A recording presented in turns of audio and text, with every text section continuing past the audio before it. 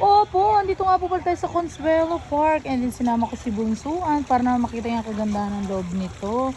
Kasi matagal na nga niya gustong pumunta dito. So ayan siya, nag-enjoy naman siya. Pinibidyohan niya ang mga fish. So let's see. Okay.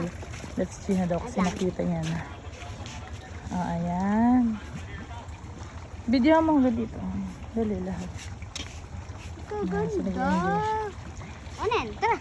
Onen. Tara, let's see. So, naman tayo. Ang gaganda. Sabi po ka na lang.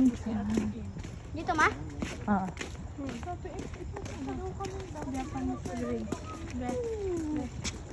Ayun po.